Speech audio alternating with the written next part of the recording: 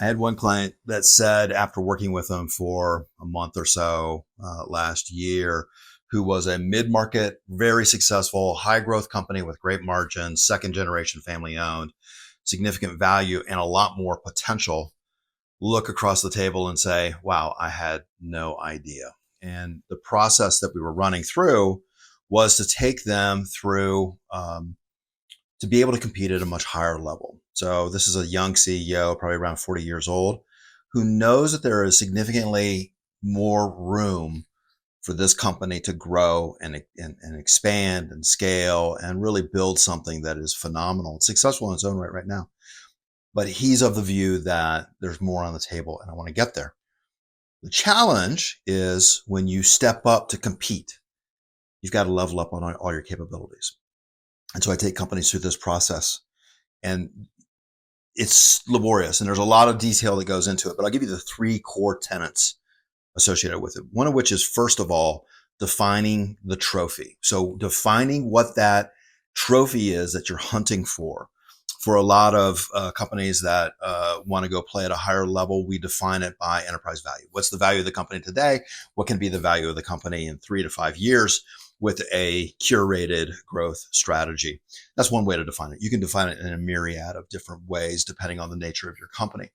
The second piece of it is domain expertise.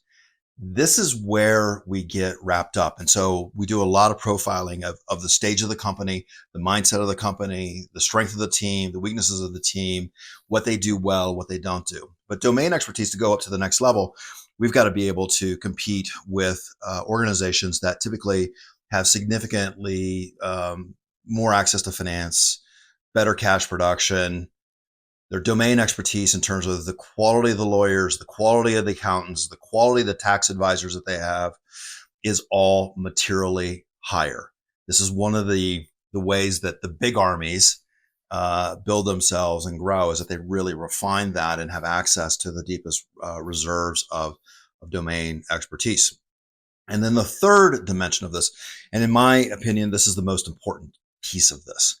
When you want to go compete up, when you want to go level up to the next higher level, you got to find asymmetric advantage. You got to find an edge. You got to find a way that allows you to compete in a new and in a different way. And I like the mode of the insurgency. We can take on larger competitors if we use creativity. And quite frankly, to get to the nut of the issue, if we make decisions better, more agile, more informed, more edgy, that we see something that the others can't see, if we do that better, and if we're able to attack their decision making, it is one of the most cost effective and profound ways to change the battlefield and to level up. But you have to go into it with a significant amount of intention.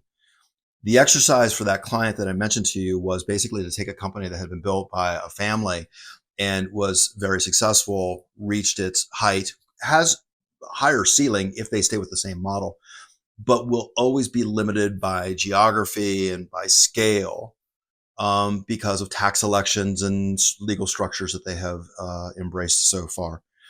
To get to that next level, what they realized is that the large corporations, the private equity players, the way that they compete is in a whole different way. It's about how you structure the company. It's about getting net of taxes advantage. It's about the ways that you leverage your capital structure in the most effective way. The expertise is astoundingly higher. It's not for everyone to play that game, to level up to that next level. But if you have that question, understand the three things that you really want to focus on. And this is hopefully the aha, or will provoke an aha, is identify what your trophy is that you're hunting. Make sure you understand what domain expertise you have today, what you do well and what you're going to need. And then thirdly, and most importantly, where can you find the edge? Where can you find asymmetric advantage that will compete in a way that is unanticipated and quite profound to the marketplace? That's it for now. I look forward to talking to you.